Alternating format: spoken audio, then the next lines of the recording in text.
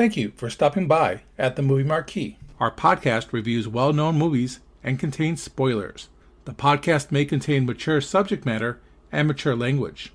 Listener discretion is advised. Enjoy the show. Quiet on set. Places, everybody. And action.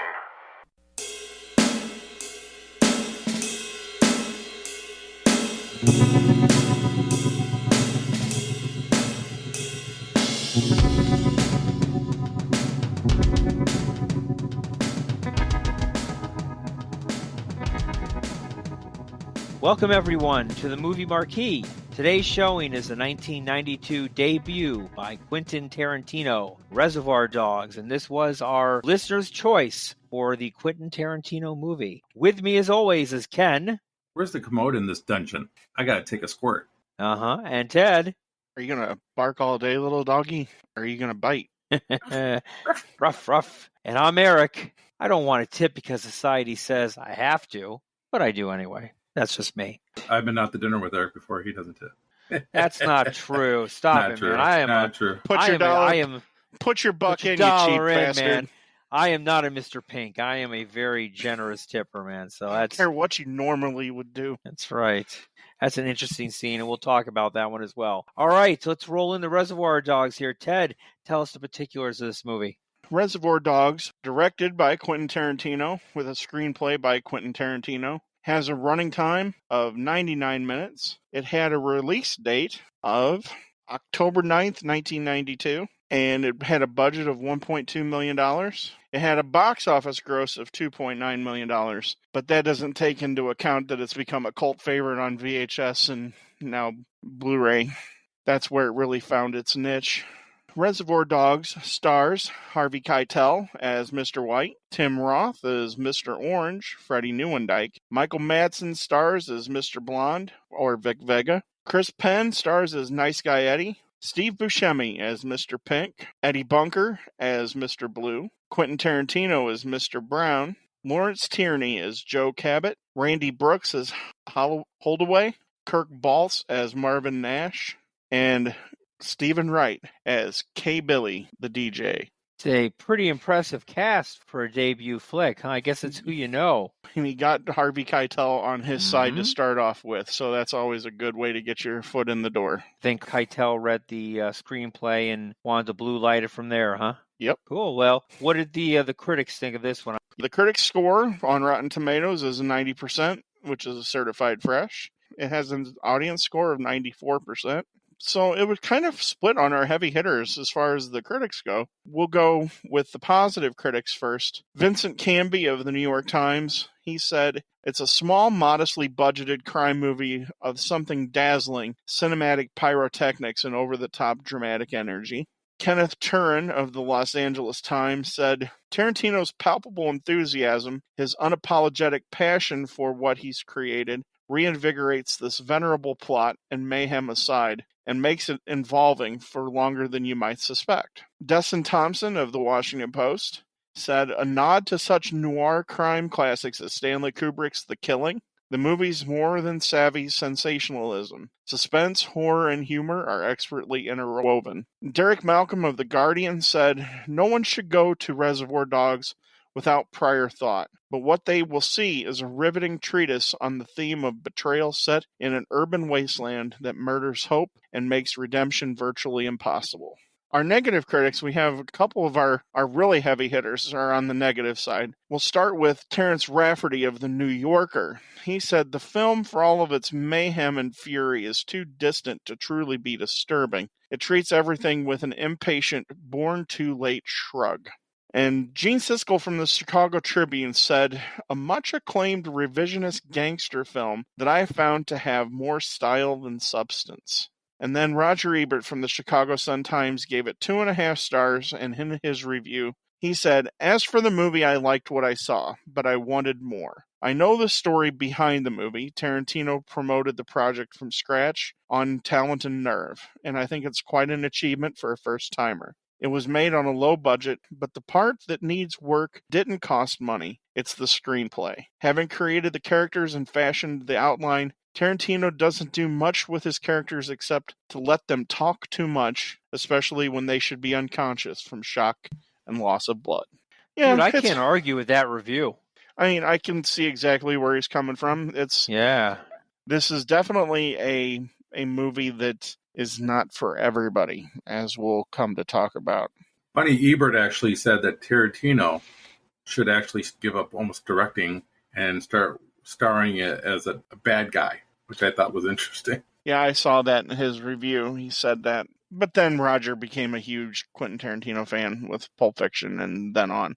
Tarantino's not a bad actor in this and Pulp Fiction. No. I like him in both. He's come a long way from his guest appearance on The Golden Girls as an Elvis impersonator. The money he got from that is what funded Reservoir Dogs. Yeah. Tarantino was supposed to be in this movie more. He was actually supposed to play Mr. Pink, but they got Buscemi, and he was able to step back. It would have been interesting to see how he would have played it, because I don't think he's a good actor. So Buscemi blew his doors off. This was right when Buscemi became Buscemi, because close after this was Fargo. These two things are what catapulted Buscemi into that. And then cult. Adam Sandler got his dirty hands on him and changed it all. Oh, Aren't you, yeah. Adam Sandler?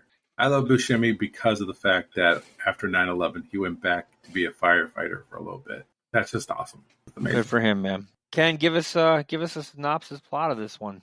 All right. Well, 6 men are hired to rob a local jewelry store by Joe and his son, Nice Guy Eddie. But the alarm gets tripped. Employees and customers die in the panic, and cops show up within moments. And there's a bloody shootout, and the 6 robbers, well, there's only 4 that make it back to the warehouse alive. But they suspect that there's a rat amongst them, and they try to figure out who the rat is throughout the rest of the movie. And that's basically the plot of the movie. Yeah, that's pretty much it. And people die. People die. A lot of people die, and there's a lot of swearing. A lot of racist slurs. If I thought it was bad in the other 2 movies that we have reviewed so far, no, this one tops the cake. This one was the... Man, that's when Django Unchained is probably Django. Out of the 3 that we reviewed, this is by far... And that's true. Spike Lee even says, I don't get how he's able to make these movies this way. All right, well, let's talk about the first time we saw this movie. I'll kick it off. I don't remember the first time I saw it, but I do remember I saw this movie probably like 95% of the country after Pulp Fiction. I saw Pulp Fiction and said, oh, it's got another one out. Let's take a look at it. I remember at that time, this is probably, 15, 20 years ago. It's been a while. And I remember that time like just going, holy shit, what is this? This is insanity. I mean, I thought there'd be a lot more violence in some of the scenes, as we'll get into, but it was a hoot, man. It was a kick of a movie there for me to watch on the old, I think, VHS at the time as well. How about you, Ken? Streaming service. Recent, it was actually probably within the last 8 years. It was actually Ted is the reason why, because Ted is a big Quentin Tarantino fan. Shocking, yes, everyone knows that. I did not know about this movie for the longest time, and when it came on, I think I saw like little bits here and there on cable, but I never got invested. So a few years back, I went ahead and just watched it off the streaming service, and eventually I did buy it, so I do own it. I remember reading in some of my research that when this came out on VHS in 95, it went through the roof. People loved this movie and just bought it like it was nothing. If it happens to be with the other movies, because when Pulp Fiction probably became also very popular, and then the Kill Bills, I'm sure people then wanted to check out Reservoir Dogs. Exactly. I think for me, it was after Django came out, I think that's when I decided to go ahead and watch this movie. These movies are made, obviously, in a different era, so you don't have all of your internet, going back and forth and stuff. It's a lot of word of mouth, and hey, man, did you see this movie? Let's go get it on video, pass it around, make copies of it. I remember doing that with a bunch of movies, Or if you're a regular at your local non-big or if you're Tarantino box. working at the video store, right? Yeah, that's what I was just going to say. If you're not one of the big box video store rental places, you make friends with the people at the rental place, and they're like, hey, you need to check this out. So I saw this in college. Like you, Eric, I saw it after Pulp Fiction. When I got into college and I met my wife, the person who's now my wife, we were just friends. And she's like, you like Pulp Fiction so much, you need to see this movie. Because her ex had shown it to her right after it exited the movie theater. And so I rented it from Blockbuster, and I immediately went out and bought it. It just blew my mind. I'm like, you don't believe what you just saw. It's Tarantino that grabs you from the moment you start watching it. You don't have a moment to pause and think. That's a great segue, Ted, into the movie Pulp Fiction. Kick us off with the opening scenes and the credits and the names. It's one of the best entrances to a movie ever. The Band Apart logo comes up, and we immediately start to hear the voice that we now know is iconic, is Quentin Tarantino talking about Madonna and the song Like a Virgin. And it opens up, and we're sitting here with a group of 7 guys sitting around a table eating breakfast. We don't know anything about any of these guys, and we're just all mostly in nice suits, smoking. What's become the iconic Tarantino look, the white shirt and the black small tie and the black suits. I like the camera action going around the table. Right. And we're just dropped right into the middle of this everyday conversation that could be happening at any breakfast table amongst a group of guys. And we know nothing about these guys, other than the fact that Quentin Tarantino's character, Mr. Brown, he thinks he knows what Like a Virgin is about. As an interesting side note, once Madonna had heard about this particular scene, she ended up meeting Quentin either at a festival or at a premiere or something, and she gave him a signed copy of one of her books. And the inscription, she wrote, Like a Virgin's not about big dicks. So I don't know, man. I like his description. I remember seeing that. I'm like, dude, I never really thought about that song that way, but it makes perfect sense. It kind of does. He kind of is convincing about the whole thing. But the interesting thing is as they're interacting, we get a little bit of each of their personalities. It's a great way to start this movie off. But there's nothing that's going to prepare you in this opening scene for the shock that's going to come not even 7 minutes later. And then, of course, it moves on into another iconic conversation. Man, you can't pass up. I'm not going to let you do it. You can't pass up the comedy of this conversation after Joe pays that tab and they're doing the tip. That's what I was just going to say. Buscemi is talking. I was kind of laughing the whole conversation about Madonna and the tipping. I'm like, this is awesome. I mean, this is a great conversation. What kind of movie are we getting into? Exactly. The Madonna conversation has become an iconic thing. But then it moves right into something else, what's now an iconic conversation, which is the tipping thing. Anybody who's in the know, they're going to mention this if they're out with their buddies, and they're going to be like, I'm not going to tip. And immediately everybody you're with knows what you're talking about. Mr. Pink doesn't want to tip. He doesn't think that waitresses should automatically be tipped. And it's the interaction. Is you get some funny lines. They all turn on him, man. They're all like, no. But he ends up convincing Tim Roth's character, who we learn as Mr. Orange. Yeah, right. And give me $1 back. No, man. Right. He convinced me. Then we learned that the big bald guy, he's found a old address book, and he's been trying to figure out who people are. After he comes back to the table from paying the tab, then we find out that he's the leader of this group. It's a wonderful way to open the movie. It's just so cool. And then it goes into that iconic walk. Oh, my goodness. I mean, this is the personification of cool. It's a classic Scorsese type thing. It's a slow walk. It introduces each of the characters. It kind of coincides with towards the end of the movie. It kind of bookends where there's a scene where we learn all of the different characters and how they got their names. Joe assigns everybody their name. Nobody has a real name because they're all using aliases. That's where we learn we have Mr. Blonde, Mr. Orange, Mr. Pink, Mr. White, and Mr. Brown. And Mr. Blue, you never see after the table. Mr. Blue, we don't know what happened to Mr. Blue. Yeah. No one cares. Could be any. They could have put a monkey there. It wouldn't have mattered. He's an interesting person, though, the guy who plays Mr. Blue. Yeah, Eddie Bunker. Is him? Edward Bunker. Yeah, I think he actually did it in real life. Didn't he serve time? And he wrote a few books on it. And he was in a couple of late 70s kind of B films, gangster type of movies. But yeah, he actually served time for armed robbery. But they didn't want to give him any more in this movie, huh? There was a storyline that was cut out. It was edited for time. Quentin wanted it to be more concise. The budget was very low on this movie. They had extremely low. Well, the only reason it was 1.2 million was because they were given more money after Harvey Keitel gave it a green light. Yeah. And that was after Sundance. This is where everything really came together for Reservoir Dogs. Was at Sundance. I'm going to make the reference here because no one else has made it. I'm going to compare it to Kevin Smith, his first time out. I know it's not the same scenario, but it's their debut out. They're very both similar. low budget. They are. They're low very budget. Similar. You can, obviously, with Clerks, you can tell it's black and white. It's low budget. And you can tell in this one, you got some names in this movie, but it is shot somewhat low budget. It's well done. It's hard to separate the two, and because they are very similar, and they were both Sundance darlings, and they both got picked up by Merrimack.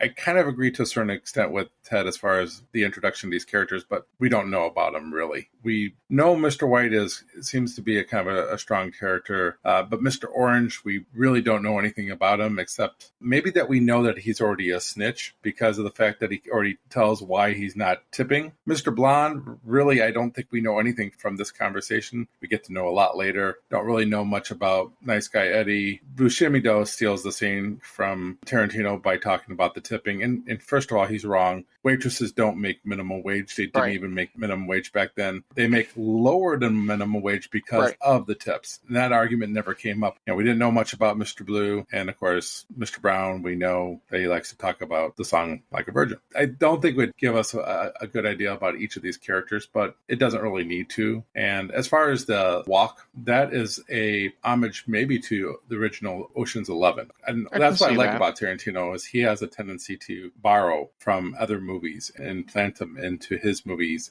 but make them look original. And then, of course, we fade into the sounds of the 70s with Stephen Wright. Stephen Wright's deadpan voice, man, it's perfect. Mm-hmm. When it's at black, we go right into the next scene. We go from this interesting little back and forth, and we're not even to the next on screen, and we hear screaming. And then we go into the next scene, and we know nothing about what is going on in this movie. We don't even know what happened. All we know is we have Mr. Orange, Tim Roth, in the back seat of a car with white interior with a severe gunshot wound to the stomach, and he is bleeding to death. Car is being driven by Mr. White, Harvey Keitel. We know Harvey is, telling him to hold on. Harvey's close to this guy. He is upset that he took a bullet. He wants Mr. Orange to live. You can see that he is really upset about this. And he takes him obviously to the warehouse, and he is, cradling him in his arms. He does not want him to die, but he doesn't know what to do. You can't bring him to a hospital. You can't get a doctor in there. The man is obviously bleeding out to death. It is an interesting scene, but you don't know what really happened. Yeah, it just immediately just grabs you by the lapels, and you're coming along for a ride, and there's nothing you can say or do about it. Just a complete and utter smack across the face. You said it perfectly, Eric. We don't know exactly what happened. We know something went tragically wrong, and we want to know what happened. In that opening scene, there is no mention about what they're planning to do at all. No, even when they're in the car back and forth between Keitel and Roth, we don't know what they were doing other than the fact that Tim Roth was shot. We don't know what happened to anybody else that was at the table. We just know that there's a crap load of blood and somebody needs to get help. And he seems legitimately concerned about Mr. Orange. He's really there for him, like they've known each other forever. Like this is his best friend, and he needs to take care of him. And I'm thinking that this is his car, that he's bleeding all over his car the first time I've watched this. And I've watched this after Pulp Fiction, so I'm thinking you're going to have to take care of that car. You're going to have to get some seat covers and, Is his name Marvin? Shot Marvin in the face, man. He can't call in the cleaner, right? He can't call in. Mr. Wolf's here. Mr. Wolf's there driving. So I think it's very interesting that we don't know, and it's very important. This is a movie you have to watch from beginning to end. Quentin Tarantino movies are not ones that you can catch from time to time. You have to go from straight to the top to the bottom, or else you're going to miss so much. Tim Roth's character comes off to me, and I know he's shot in the gut, and I'm trying to be sympathetic, but I just don't like how he sounds. He sounds like a little whiny bitch. I mean, he has been shot in the gut. In the gut. It just seems like it's over the top to me a little bit. Oh, I know. And he's pale white, and he's complete consciousness. Yeah, I know. And he's like, I agree. Hold me. You're asking him to hold you? It just seemed like it was a little bit out of place. And there was so much blood. How much blood can you have? Quentin paid to have a paramedic on staff for all of these scenes. It is actually medically correct of how somebody would bleed out. If you talk to somebody who's in that profession, there's more blood than what you think. Did he really shoot Tim Roth? No, he didn't shoot Tim Roth. But That's why they had a paramedic. It's going to hurt me more than it hurts you, Tim. He was the consultant, and he said, yeah, this is how much blood at each particular time, the more blood that you see. And it does slow down a little bit. I hope so. He runs out. I think he would run out of blood. But, I mean, he's in the car. He's bleeding. He's in there and he's bleeding. That's why Mr. White, he ultimately says, if he doesn't get to a hospital. By the end of the night, yeah. Could you put pressure on the wound? I mean, Not really. Is it because it's a gut shot? It's because it's a gut shot. There's really nothing, because like if it's in a leg or an arm or somewhere like that, you can put a tourniquet on it. Could it find him something more comfortable? Could he put him in one of those coffins that they had there? To make him more comfortable, he does take the pressure off of it and taking his belt off. Yeah, he loosens the button on his pants to stop that from pinching in on it. That's where Harvey Keitel says, there's nothing I can do for you. I guess in the original script, there was supposed to be like a mattress or something that he's supposed to lie on. If that's the case, we don't get the later scenes of showing how much blood he's lost. Because as we see him lose more blood, what it does is it ups the anxiety. Because this guy is going to die if he doesn't get help. And you kind of want him to get help because Mr. White cares about him, so we kind of care about him. And Mr. White is a very likable character just with his humanity. We know from his introduction that he knows Joe Cabot, who's planned this for years. Something about Alabama, someone they know together. Yeah. Alabama was Patricia Arquette's character from True Romance, which was written by Quentin. You kind of learn a little bit that he has a good relationship with Joe. He trusts Joe. Obviously, he doesn't trust some of the other people, which we'll get into. Yep. We still don't know what's going on. Well, most importantly, when we are introduced to Mr. White in Joe's office, that's where we find out what exactly is going on. We find out this is a job for 5 guys. They're going to rob a jewelry store. They're not going to touch anything in any of the cases. They're getting a shipment of cut stones from Israel. In and out. So now we know more. So we know that this was a robbery. We know that things went bad, obviously, since how Mr. Orange has a gut shot. All these guys that we kind of thought were kind of funny sitting around the breakfast table, they're bad guys. They're all bad guys, every one of them. Yeah, we're in the middle of a heist, and things have went sideways. And that's when Mr. Pink shows up. Mr. No Tipper shows up. No Tipper. And he is manic, to say the least. So, yeah, we see him come in, and he's right off the bat. There's a rat. We were set up. The cops were right on them, right when everything went down. They talk about Mr. Blonde, because Mr. Blonde, I guess, went ahead and shot the employees because they tripped the alarm. He did execution style. Bang, bang. For no reason at all. Yeah, well, he said the reason is because they tripped the wire. Alarm, but he didn't have to kill them all. They did what I told them not to do. So. This guy's a psychopath. I think we've realized that. And both of them realize this, and they're both going back and forth about why would Joe hire such a crazy guy. They also are talking about who could be the rat. Mr. White is not very happy with Mr. Pink suggesting it could be Mr. Orange. In fact, they pretty much get into a fight. Mr. White, even though he's a nice guy, talking to Joe earlier, we think he's a real professional, but he really isn't. He gives out his first name. Earlier in the week, he told them some stuff about where he was from. Because one of the big questions that we all have now as we're coming into this, before we find out that tidbit of information, everybody's wondering, why don't they just dump Mr. Orange off at the hospital? They're all using aliases, obviously. And that's where we get the big reveal as to why Mr. White is not going to drop Mr. Orange off at the hospital. I mean, Mr. Orange begs him to take him to the hospital, and he says he can't. And now we know why. It's because he told him his first name. When Mr. White and Mr. Pink are talking in the back room there's jars of pink, a jar of white, and a jar of orange. Probably like some type of embalming fluid. Or hand soap, because they are in the bathroom and stuff, so hard telling. But it is part of the mortuary, so I'm wondering if you have 3 different ones. The way that shot is really cool, though. Kind of like in Pulp Fiction, where we watched Vincent and Jules, where the camera stands at the door before they go in to the apartment and watches them walk away. It's kind of like we're eavesdropping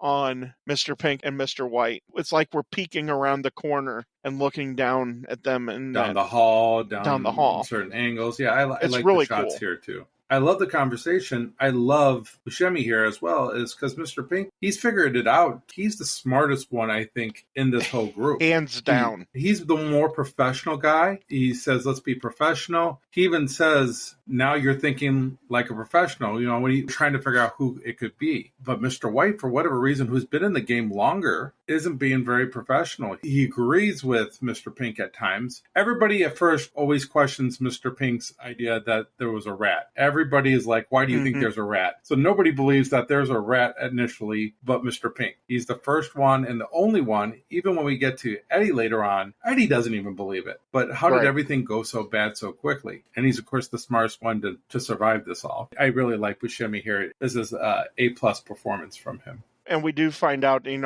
how he got away. He runs down the street and he does carjack the car after the car kind of hits him. But he's a bad guy, though, too. Cops out, too. Yeah. And it's real interesting that we find out how the criminal mind thinks, where White and Pink are talking to each other. And he goes, did you shoot anybody? He goes, I shot a couple of cops. And Steve Buscemi's character goes, did you shoot any real people?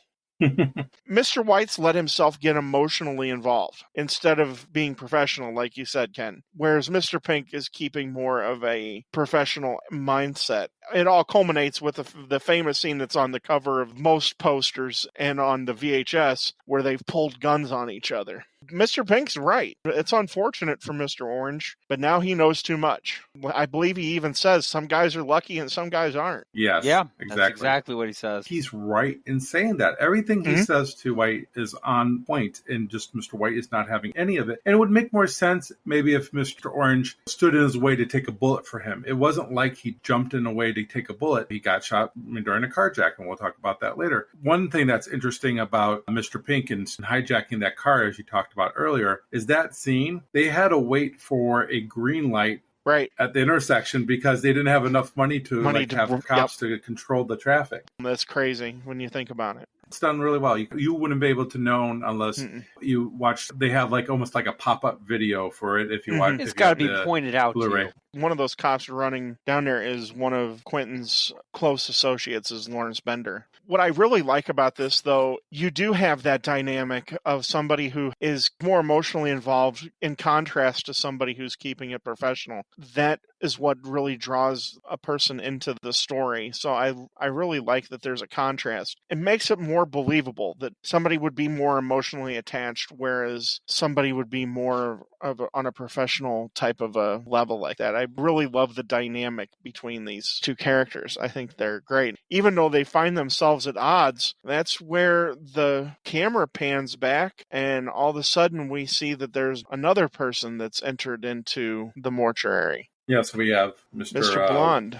Vic Mr. Vega. Blonde's here, and he's watching them because they got both their guns on each other at that time. Yeah, he's got his little drink, just watching like he's watching a movie. Mm-hmm. Yes, he's got his drink. And Big Kahuna drink. Big Kahuna. He's just enjoying the show. He's crazy. I love this performance here because he's just watching over them. And of course, Mr. White is pissed off. He's like, I can't believe what you've done. Why would you do such a thing? And we talked about it early. He says, hey, they tripped the wire. They deserve what they get. He explains himself and they almost go to blows. I bet you're a big Lee Marvin fan. Right, I like that. He starts smiling. His smile that he has when he's kind of goading Mr. White. Then you have Mr. Pink. He doesn't want to take sides here. Mr. White tells him that, hey, I wanted to shoot you. Hey, Mr. Pink wanted to shoot you. And Mr. Pink's like, yeah, I kind of did, but I mean, not now because you seem like I could trust you now. And he's playing both sides of the fence, agreeing with Mr. White. But then when Mr. Blonde comes in, he's now okay with that. Even later on, when we see Eddie come in, he tells Eddie that, yeah, he seemed crazy, but he seems fine now. But of course, he's got a big surprise. Yeah, big surprise. Mr. Blonde is the center of Mr. White's rage. He blames Mr. Blonde for everything that's went wrong. Almost blinds him to the point that there could be a rat. They really come close to coming to blows. But Mr. Steve Buscemi's exactly right. He goes, he's the only person that I can really trust 100% because he'd be insane to be working with the cops. Since he already killed workers and bystanders, how can you say that that's a cop that went ahead and executed innocent people? And the thing that's really interesting that you don't realize till later on in the movie, how solid the relationship is with Mr. Blonde and Joe Cabot and Nice Guy Eddie. No one else realizes what Mr. Blonde has done for those two guys, going to jail for them and not ratting them out.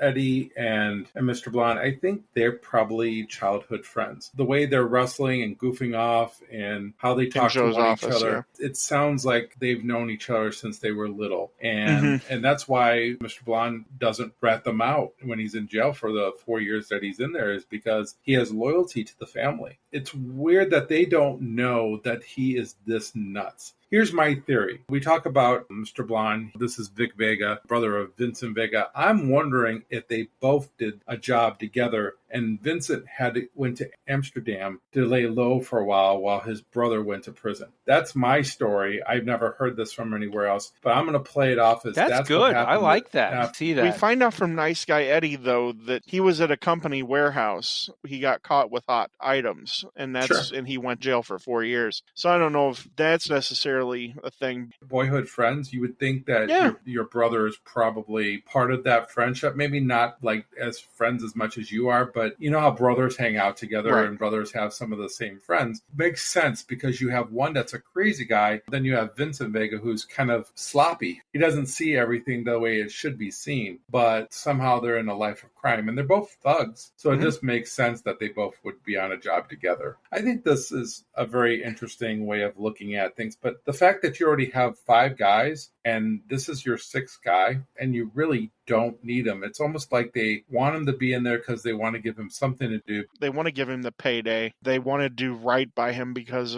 he took the heat for him. This is where I disagree with Roger Ebert. This is a perfect storyline setup. And this happens throughout Tarantino's entire writing career. If something is presented, it's presented for a reason. What we're going to talk about in a little bit, the ruse that Mr. Orange is going to have to come up with. Because we saw the relationship that Nice Guy Eddie and Joe have with Mr. Blonde, you know that that's going to be, when that happens, that's an endgame scenario. There's going to be no coming back for Mr. Orange because of the relationship we know that they have. And it ends up being a huge scene, even though it's kind of treated as a transitional scene, it ends up being very consequential. Just as a little side note, Vic Vega's parole officer is Seymour Scagnetti, one of the detectives that's hunting Mickey and Mallory in Natural Born Killers. His last name is Scagnetti. Even though Oliver Stone completely rewrote Quentin Tarantino's screenplay for Natural Born Killers, they kept some of the names, and Quentin did use Scagnetti in Natural Born Killers, so it's alluded to that they're like cousins or something like that. It's a small world after all. Well, in Quentin's universe, kind of.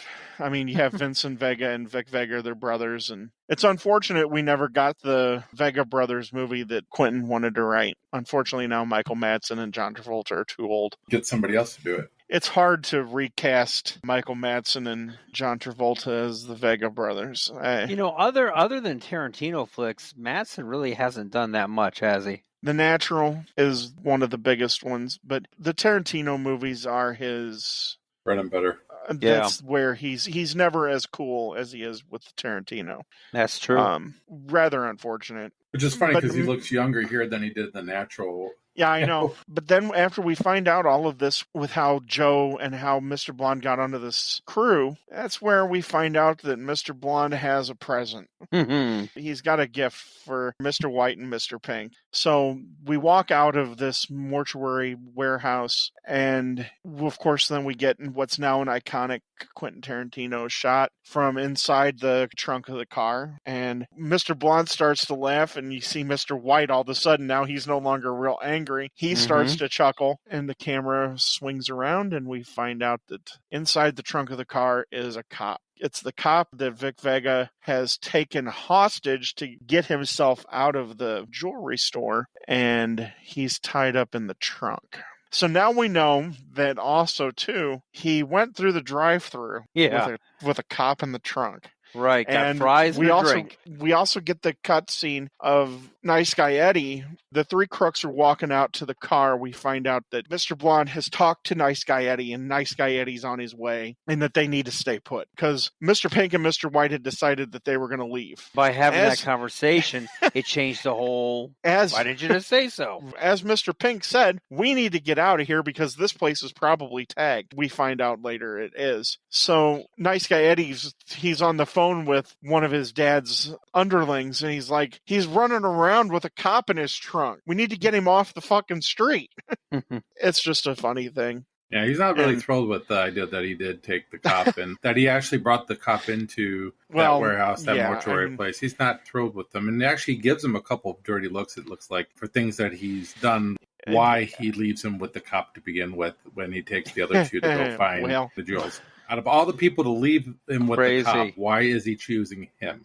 I know, right? Well, that's the question we're going to be presented with. But in the interim, before Nice Guy Eddie shows up at the warehouse, we get a few nice real scenes of Mr. White and Mr. Pink taking their frustrations, so to say, out on our tied-up cop. Which is him just as a pinata at first, but then they put him back on the chair. I don't know why they just didn't let him just hang there and just keep on smacking him around. This is 1993, 1992, and it's amazing because when Nice Guy Eddie comes in, he says something that we've debated all the way up through the Iraq War about torture. And Nice Guy Eddie comes in and says, if you beat this guy enough, he's going to tell you he started the Chicago fire. Meaning that anything he's going to tell you is not going to be the truth, which is he'll tell you what you want to hear. And he might not know anything. He's a beat cop. But back in that era, that's a really interesting take that Quentin puts in there. That's true. It's very ahead of its time. But Nice Guy Eddie knows this back in 1993. He kind of tries to take control of the situation. And now we come up with this decision because it's starting to look like Big Ed's used car lot outside, or stolen car lot outside. So they have to get rid of the cars. And that's actually Mike Manson's real car. Yeah. All throughout all of this, we found out Mr. Pink has the diamonds. And he stashed them somewhere. So we're going to go pick up the diamonds. We're going to ditch these cars. And Nice Guy Eddie makes the very interesting decision to leave Mr. Blonde with the cop and Mr. Orange back at the warehouse, and he takes Mr. White and Mr. Pink with him. Now, we know he has to take Mr. Pink because Mr. Pink knows where he stashed the diamonds. But does he have to leave Mr. Blonde, or could he have left Mr. White in the warehouse with the cop and Mr. I'm surprised Orange? that Mr. White doesn't fight harder to stay there, because isn't he the one that wants to take care of him? And he really doesn't fight this decision. He's the one that's emotionally concerned about Mr. Orange. He's passed out at this point. He's not necessarily in shock. He's passed out from the pain and from loss of blood. I don't know if that plays into his decision, if that's the reason why he leaves Mr. Blonde. You're exactly right, Ken. Nice Guy Eddie knows this guy, and we know he just got out of prison after 4 years. So God knows what the people who ran the prison did to him, the guards, if they beat him. But his mentality is not going to be right to leave him with a cop. We already know Mr. White and Mr. Pink don't think of cops as real people. It goes to say that Mr. Blonde, after he shot civilians, real people, why are we leaving him with the cop? Well, we come to find out that it's a very tragic decision, because this leads into probably the most iconic scene from this movie. And there are people to this day that will swear on a stack of Bibles that they actually saw something that they never saw. The best way to start this is after everybody leaves, Mr. Blonde is going to be real honest with our cop. And he tells the cop that he's going to torture him, and there's nothing that he can say or do that's going to change his mind. And so Mr. Blonde turns on the radio. He pulls out a straight razor, and he slices him up a couple of times, course, we get another K-Billy commercial from Stephen Wright about Stealers Wheel, and we start to hear Stuck in the Middle with You, a song I'll compare it to Singing in the Rain and A Clockwork Orange. You'll never hear Stealers Wheel, Stuck in the Middle with You again ever the same way. That's true. This is where he starts to torture the cop. He slices him with the straight razor. And then the script said that Mr. Blonde was supposed to dance manically. Michael Madsen didn't know what that meant. So Quentin said, just dance however. And so we get the little dance that Michael Madsen does. If this wasn't so serious, it would be a funny kind of dance, but it's like a 30-year-old white guy would dance. It's put in such a sadistic scene. It is. It's chilling. He takes the straight razor and we hear screaming. He comes away with his ear. People will swear on a stack of Bibles that they saw Mr. Blonde cut off the cop's ear. We don't actually see that happen. Not in this version, but there are alternative versions where it does show. There is an alternative cut that you have to see with the deleted scenes, but it's not part of the movie. You never see him cut the ear off. And the reason he didn't put it in there is because of the scene. It looks fake. And that's what Quentin said. That's why he didn't include it. It probably would have gotten immediate NC-17. We know he cut his ear off because we see Mr. Blonde talking into the ear. And carrying it around. Damn it, you're not supposed to laugh at that, but I don't even know. It's statistically funny. It is a very dark humor. You can't even get into the mentality of what Mr. Blonde is doing here. He is a sadistic psychopath. He's torturing another person just because he can. For fun. Right. I love the way that this next part is shot where he's not done. And because now you're about a minute and a half, 2 minutes into this scene, and you're like, how far is this really going to go? This has to stop at some point. Because you would think the cutting of the ear would be it. But oh no, we are solidly knowing that this is not the end. But you get this slow walk with Mr. Blonde to his car. But I like the way it's shot because you're going on this with him as like an observer. And instead of keeping the music going, the music fades out as he gets to the car. And you get that eerie silence as we see him get a gas can out of the back of the car. I don't know about you two, but when I first saw the movie and he got the gas can out of the car, I kind of freaked out. You're like, oh, you know where this is going. I'm like, there's no way that they're going to shoot this, right? He brings the gas can back in, but then when we follow along with him, and we hear the music come back up slowly as he walks back into the warehouse. I just love how that's shot. He starts to pour gasoline on the cop, and you don't think anything's going to stop him. And you got those screams from the open wounds. Oh yeah. Gasoline because going in. It's been wet. Duct tape falls off, and now the cop is bargaining for his life. It's one of the most disturbing scenes in movies. This is not for everybody. It is very hard to take. The reason I like it is because it pushed my bounds.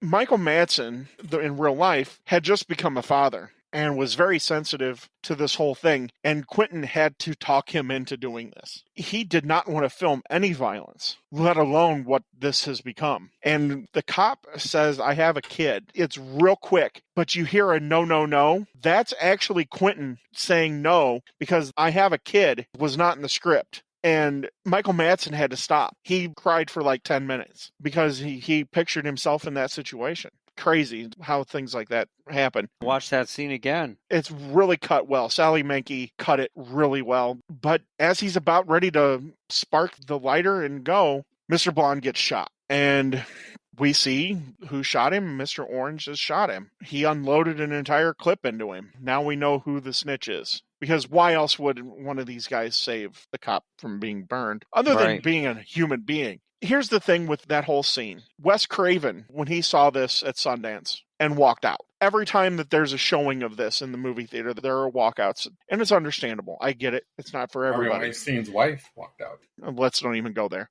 She should have walked out on a lot of things. Quentin's reaction to Wes Craven walking out. The guy who filmed The Last House on the Left, the 1970s version. Yeah, right? That's crazy. Walked out on my movie, and he loved it. Quentin's like, that's awesome. That's what this scene does. It pushes you to the limit. How far are you willing to go? For a lot of people, it steps over that boundary. For me, it pushed it right to the limit. So I think this torture scene was done incredibly well. I like the fact that they did not show the ear being cut off or the cutting or the scarring of the face. I think you're right. Give it an instant NC-17, but it also gives you that build up and that momentum of actually what happened. You can picture it in your mind. Everyone's going to picture it differently. And the fact that you see him walking off with the ear, you know it's been done. We all know that Blonde is a psychopath, and this is something he is doing just for the pleasure of it. It's a gut-wrenching scene. It could have been a hell of a lot worse. I think the way Tarantino did it was perfect and right on the nose. I agree with you on that. And when I watch the Dalia scenes, even if they are cheesy or doesn't look right, I grimace hard on those. Those are really hard to watch. And so I'm happy that he doesn't show the cutting of the ear, just kind of showing the ear. And of course, they show later him without the ear. I agree with Ted. The gasoline scene, it's one of my favorite things was him leaving and the music dies out, he gets the gasoline, comes back in, and the music comes back on where it's supposed to be in, because it makes it feel more like you're in the moment. And that's what I like about doing it that way is you actually feel like it's not cut. It's a full in and out shot. Like it's one shot. It's not edited. It's seamless. It seems that way, at least. Perfect. Yes. The first time I'm watching here is I'm a little worried that he's going to burn this dude alive. He's going to burn this guy alive. What's going to happen? Because there's nobody around to stop it. This whole time I'm wondering, the cop is here. He kidnapped the cop. Nobody chased him. Everybody knew where the hideout was. And they know that they have a cop under hostage. Nobody at any time wanted to kind of try to save the cop. They were just so involved in trying to get this Joe guy. It's just kind of crazy. And I'm just thinking about that, but we can talk a little bit more of that in this next scene. Do you think that Orange was kind of playing possum up until this scene as Blonde's walking back in with the gas can? It's an interesting question. You know, for someone that's lost all that blood, he was able to put all those shots right into him like he was perfectly conscious. The shooter, we find out, is Mr. Orange. He's got to be the snitch, because why else, other than just being a human being, would he have stopped Mr. Blonde from killing the cop? This is what I was referring to as the consequential scene. We know now, based off of the relationship that Vic had with Nice Guy Eddie and Joe, Mr. Blonde getting shot makes sure that nobody's getting out of this alive. The cop, he was going to die either way. He was either going to get burned by Mr. Blonde or he's going to die at the hands of Nice Guy Eddie or Joe. Why doesn't Nice Guy Eddie just kill him before they even leave? I don't even know what the purpose of him keeping the cop alive at that point even is. Unless they're thinking of maybe using him as a hostage still. They do try to concoct a story, but we know as viewers, there's no way any story is going to suffice as to why Mr. Orange shoots Vic. We know now that everything's not going to end well. There's not going to be a happy ending. That's where we find out that the cop knew that Mr. Orange was a cop and knew that his name was Freddie Lundike, and he's undercover. Or I believe, Ken, you brought it up. The cops that are waiting for Joe, I mean, I understand that this has probably been a year to try to get Joe Cabot, but multiple cops have been shot and a bunch have been killed. Why would they sacrifice 2 more cops and not come and get them out of there and just end this whole thing? It doesn't make a whole lot of sense to me, but it is kind of that grim outlook that Quentin paints. The cops are even willing to sacrifice 2 of their own to get, lack of a better term, the big kahuna. Big kahuna. And then we roll in and we find out about the backstory of Mr. Orange. I think it's interesting the conversation that he has with the cop. He doesn't remember this cop that was introduced to him. I think it was, like 5 or 6 months ago? Right, it would be unbelievable if he did.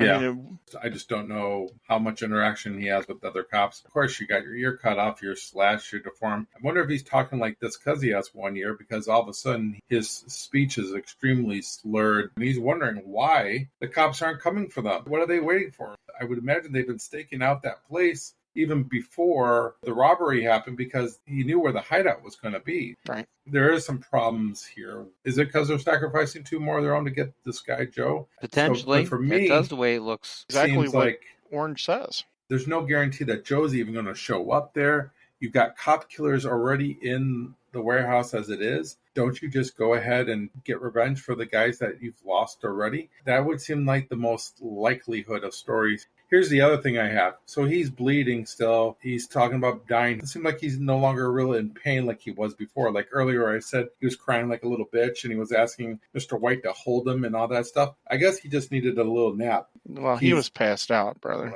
Yeah, come on. He doesn't have that excruciating pain that he has, or at least he's dealing with it better now than he was before. Or more in shock. Could be in shock because he's lost so much blood. I did think about that as well. Why didn't the cops show up? They literally were sacrificing 2 more of their own, maybe to find out where the jewels were. Maybe like, Ted said, to get the big kahuna, to get the big fish. It is weird. It really is. We see Mr. Orange, find out that he's a cop, so then we get to hear a little bit about his backstory. We're kind of still vague on how he got really into this group. We know that Eddie set something up with Joe, but we don't really know how he really got his foot into the door. We find out he needs his backstory. He needs to talk about a situation about a drug deal. He's got these like $60 bags. His people want 10, and he's like, I don't even know what a 10 bag looks like. And then he has to come up with this fake story about cops, the cop dog in the bathroom talking stories while he has to take a piss. And so he's trying to tell this to Joe and to Eddie, and I believe Mr. White's there, and he's kind of selling the story to them as somebody who's cool under pressure. First of all, to me, the story is unbelievable. Cops are just hanging out. A little bit, right. They're just hanging out in the bathroom with, I don't know if that's a drug dog who can sniff. That sounds like what it is. I don't buy it. It's a crap story. But as he's telling it, man, at the table, those guys are hook, line, and sink. Yeah, they're really eating it up. It is kind of a real-life scenario, though. I mean, those cops are just in there.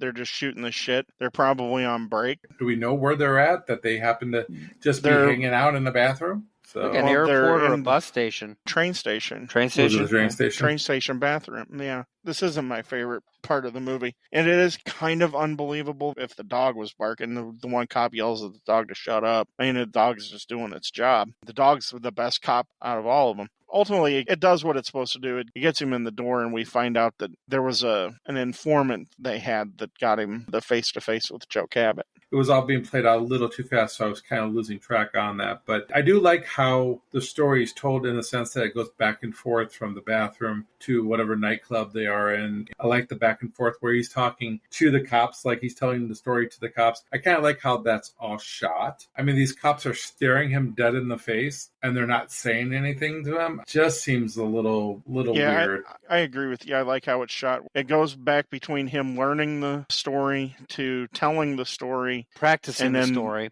Right, and then in the mind's eye what the story is. I do like how it's shot. It is really good. This also shows us a little bit of Mr. White liking him. He's liking how he's telling the story. He's laughing. They're all, Eric, you said, like, they're all just eating this up. Hanging on every word. Every word. And then we see later that Mr. White and Mr. Orange are in the car talking about what to do in the jewelry store. And I think that's another thing that sets up this relationship. They're both good at listening to each other. But another thing that we hear about Mr. Orange is when he's talking to his cop friend, they talk about another situation, another scenario, and Mr. Orange is basically saying that this bad guy is a nice guy. And so we could already see that Mr. Orange can get attached to somebody. Yeah, that was the informant that got him in the face-to-face. But we could see that he already can get attached to people who treat him well. And I think that's what happens here with Mr. White. They grow this attachment because Mr. White takes him under his wing like he's a protege. And I think that's why we get this relationship, because it really makes everything go array. I like that we find out what each of their jobs were when they're in the car together and they're scouting the jewelry location. Why does Mr. Blonde get the crowd control? Yes. Yeah. Why does he get crowd control? Out of all the people, he's in charge of that. It serves its purpose. It's placed perfectly well. And this is a pressure release after everything that we just watched. The viewer needs a breather to gather themselves and compose themselves. We also find out here, too, we see the death of Mr. Brown. Quentin Tarantino gets shot. He's shot in the head, and he crashes the car. Why would you let the guy who shot in the head drive, by the way? Drive the car, right? Yeah. I don't know if they didn't see that he was as bad as what he ends up being, but he was shot in the head, and it didn't kill him instantly, but it made him go blind. blind. But we see Mr. White, who does not hesitate. He goes akimbo with his 2 9mm, and he executes those 2 cops in the cop car. Yeah. Doesn't even think twice about it. Then that's where we see Mr. Orange get shot. They're carjacking. She's got a gun ready to go. Yeah, she does. The woman that played the person that's carjacked, she was his dialect coach. Yeah, and she was hard on him, too, and that's why he wanted her to be in that position. You can see how bad he felt. I mean, obviously he took a bullet in the gut, but after he shot an innocent, you could just see he felt horrible about it. It also makes me wonder about all that pain, though. Is he faking all that pain just to get Mr. White to tell him his real name? I feel like he's overselling the pain here. Like you said, later on he played possum. I'm wondering if he's really letting on so he would give him more information.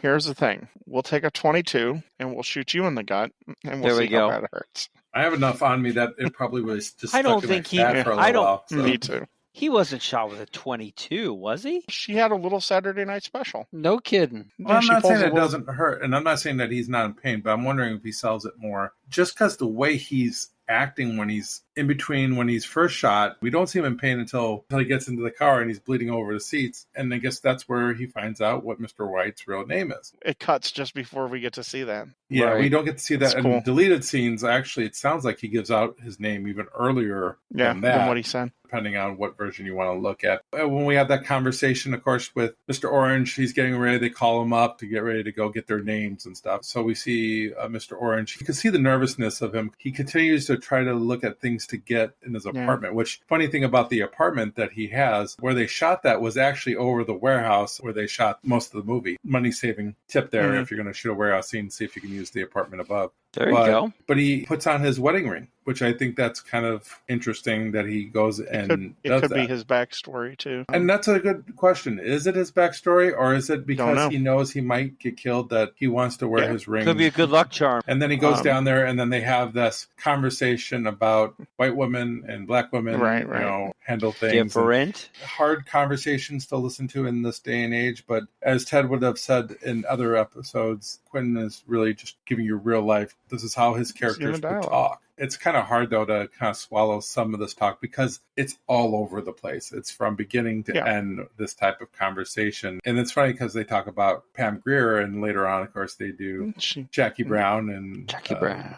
And, of course, it's named Jackie Brown after Foxy Brown from her movie in the 70s. Again, this is a bonding moment. These people are bonding with each other. When you get to Mr. White and Mr. Orange, how can they not care about what happens to each other? They've bonded so much. And it's the 4 guys in that car that end up being the 4 guys that come right into our final scene, which is Mr. Pink, Mr. White, Mr. Orange, and Nice Guy Eddie. We go right into the end, and Nice Guy comes in with Mr. White and Mr. Pink from their little outing to get the diamonds and jump the cars. And there's Mr. Blonde, and he's dead, obviously. And Nice Guy, he loses it. He sees one of his best friends has been killed. And we know this as the audience. And like I said, that point when that happened, we know that there's going to be no happy endings here. And so Mr. Orange tries. He didn't know how close these guys were. This is one of the things that Joe did right, was keeping them all from knowing each other. Because Mr. Orange would never have given the story that he gives if he knew that Vic Vega and Nice Guy Eddie were as close of friends as they were.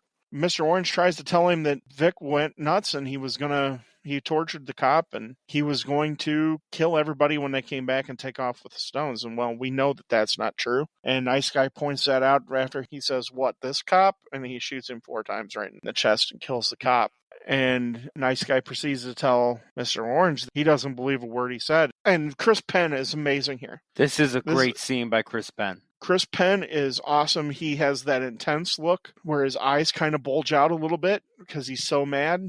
And he tells him, he says, "You need to come up with a better story than that, because this guy who we're making good with and is indebted to us, he's going to kill us and take off with the stones." He goes, "I don't think so." And that where Mr. White comes to Mr. Orange's defense. And as they're going back and forth with it all, that's where we see Joe. Do the cops take a little bit too long after Joe walks into the whole thing for them to react and get their butt into gear? Way too long. This ends up with another iconic scene where we find out that Joe was not 100% about Mr. Orange, which I don't know how much I believe of that. Could be just Joe doing a little bit of Monday morning quarterbacking. No, I think Joe's right, though. He's like, out of all the people, Mr. Orange is the one person that he couldn't Wasn't trust sure on. because it's his first job. Everybody else he's used before, Right. and he's really not sure about this. And the cops taking their sweet time to come in, and I don't understand Mr. White's defense here. He feels guilty. He knows He Joe. he knows Joe. He knows Nice Guy. I mean, Eddie even says that, because what we end up with is Joe pointing his gun at Mr. Orange. He's going to shoot him and kill him. And Mr. White pulls the gun on him. It's a Mexican Joe. standoff. And then Nice Guy pulls his gun and is pointing it at Mr. White. This devolves into Nice Guy. He actually calls him by his first name. He says, Larry, I've known you for so many years. I will shoot you if you don't stop pointing that gun at my dad. And then we get the end. You hear Nice Guy Eddie yell, stop pointing that gun at my dad, and then boom, boom, boom, boom. Yep. Which I'm wondering, how does Mr. White get off 2 shots and kill both Eddie and Joe? Because I slow motioned it to see it, and he does shoot twice, but it's really hard to believe that he could get off, considering where they're standing, 2 accurate shots. And also, too, the squib went off early on Chris Penn. This has led to people, I guess, wearing T-shirts that said, who shot Nice Guy? Nice. Kind of like Han Solo, who shot him first. Right, exactly. It might be a little bit of a stretch. This is almost Shakespearean in its tragedy. These guys, they've killed each other. But we get the end that everybody thought we were going to get, because Joe has shot Mr. Orange, and we know Mr. Orange is going to die. Mr. White's holding Mr. Orange, and the cops come in, and Mr. Orange tells Mr. White that he's the cop. And why? That's where we hear the end. It's a close-up of Harvey Keitel, and he shoots Mr. Orange in the head, and the cops kill Mr. White. I did read something very interesting that I'd like to share here. This has been something that both of you said exactly what most people have questioned Quentin about, as to why he told him that he was the cop. Quentin's response to this was, they don't truly understand the movie if they're asking that question. And I don't understand the movie. He says that in all the Asian countries in which the movie was released, the question was never once asked. He says that in Japan, they have a word for this called Jinji. Without an English equivalent, it basically means that this was something that Mr. Orange had to do as a man, something that he owed Mr. White. And furthermore, he could only do it in those 60 seconds when Mr. White would have the opportunity to do what he deemed necessary. I don't know, because here's the thing with Mr. Orange. He's begging to be dropped off at a hospital. He's trying to do everything he can. But he's going to die now. Killed. They're not going to be able to save him now. No.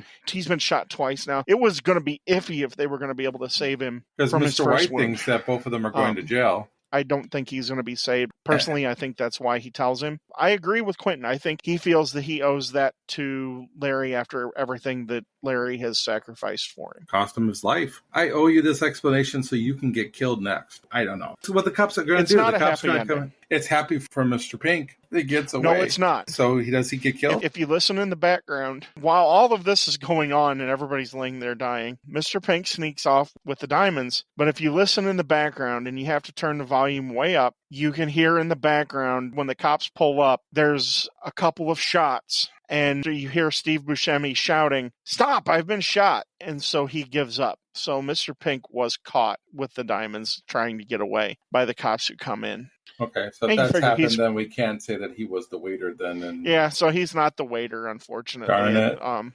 At Jackrabbit Slims, unless he got out of jail, which I don't think that they're going to let him out of jail with all the dead people that have been littered around. But they can't prove that he killed anybody, so they can only get him on the diamonds. He's going to have an uphill battle in court. I like to think that he made it. I don't want somebody like his. You don't want to live in the reality where Mr. Pink got caught? I want to believe Mr. Pink got away with it, only because Mr. Pink, out of all of them, was the most sensible guy. He was. So, Eric, now we know at the heart of Ken, there is a gangster. Yes. All right. He's a gangster at heart. Like, go back to the shooting part. Why didn't they just have Mr. Orange have a gun in his hand, and he's the one that shoots one of them? Joe? Well, not Joe, but I think he shoots Eddie, because Eddie's the one that's the closest. It makes the most sense. but for whatever reason, it sticks in my craw because this is how you're finishing off the movie. My son, right off the bat, said, "Who killed Eddie?" He didn't know. Killed Eddie. I had to go back and, like I said, slow-mo it, and I could see 2 shots coming out of Harvey Keitel's gun. But it kind of just leaves a little bit of a stain. So part of me hoped that Mr. Pink got away with it because I like the idea of somebody getting away, like continuing on. It doesn't end with this. You want to make a happy ending out of a very unhappy ending. I want to be a little silver lining. I think it ends the way it should. All these guys are bad guys. But it's a shocking end. It really is. Just like the rest of the movie. You don't expect it. It just goes to black. It's like Sopranos, man. It's Sopranos ending. Yeah. Fade to black. Gets you and talking. You get the Henry Nilsson song, the Coconut song. Yeah, crazy. Which is about a guy who was shot in the gut. Which leads us to the soundtrack. Tarantino is taking this from Scorsese of just putting the right music at the right time and the right scene. Not the big bands, but some memorable songs, some memorable beats to just go through this movie, and it's incredible. It really is. There's not much more I can say about it. Tarantino, like Scorsese, we've done in the past, is a master of using music to emphasize the scene or draw out the scene, change the emotion of the scene. Music can do that. The big winners here are Steelers Wheel. Oh, clearly. Stuck in the Middle with You. And all they're known Green for Bag. now. Yep. And Little Green Bag. Yep. I think are your 2 heroes that come out of this. The Coconut song at the end, I think, does have which is, like I said, is a song about a guy shot in the gut. It's Steelers Wheels takes it hands down. Steelers Wheel is down. the big winner. Yep. Well, that song was extremely popular at that particular time. He kind of resurrected the song. Hugely. From, you could say, the ashes, basically. Kind of like what Stranger Things has done with some of the 80s music that it's resurrected. The thing that came to mind for me was Stand By Me, Benny King. Oh, yeah. That song went to number 1 in 86. And that's what Quentin does great. He takes not only great movies, but he takes great songs and makes a great soundtrack out of it. Because we've reviewed 3 movies and 3 great soundtracks. And it went platinum for a cult hit. That's pretty impressive. On the soundtrack, which makes it even cooler, you get all of the K-Billy super sounds of the 70s. And Stephen Wright intros. And you get some of the speeches, too. Mm-hmm. But the K-Billy is that's the hero of the soundtrack, along with Steelers Wheel. Stephen Wright's perfect. Stephen Wright is everybody awesome. Loved the show. So if you were a gangster in 1992, 1993, this was the station you listened to in that era. And here's the thing, too. Around this time, when I went into college, every guy's college dorm room had a Reservoir Dogs poster. No kidding. Pulp Fiction, Reservoir Dogs. Everybody had a Reservoir Dogs poster.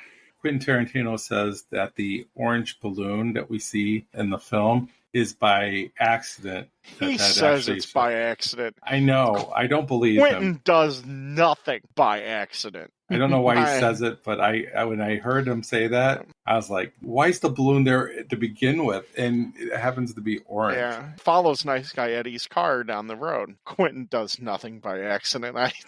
Come on now. Let's go with our reviews here. I'll kick it off. So my review is pretty simple. The movie is enjoyable. It's not great. It's got a lot of holes, got a lot of characters yelling at each other. It's all over the place. It's not bad for a first time out for Tarantino. You can definitely tell that there is some amateur work done on it, but luckily he's got a great cast. For me, it's a good movie. It's not a great movie. It's not a Pulp Fiction, but it's a good movie. And it's something I would definitely rewatch again, but I'm not going to go out of my way. It's a B-.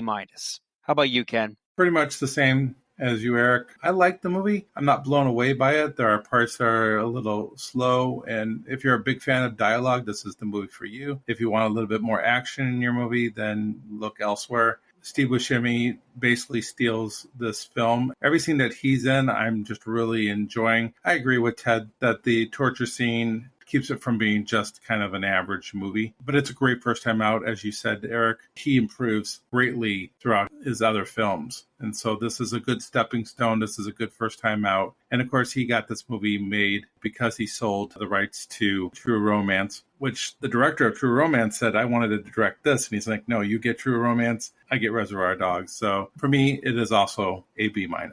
I didn't see right. B- coming. We're upsetting Ted, so I'm No, I'm not. Definitely not. Blood pressure is going. We do like it, Ted. I understand exactly what you mean, what you're saying. I get everything. I am a dialogue freak. I love the dialogue. This takes me right back to when I was really starting to love this type of movies again. It reinvigorated my passion for movies. So like this and Clerks and Pulp Fiction and all of these movies that came one right after another for me, this hits right in my wheelhouse. This takes me back to college, but this is a movie that I can pretty much recite. I love these scenes. There are a couple parts that I could probably do without. However, this is awesome.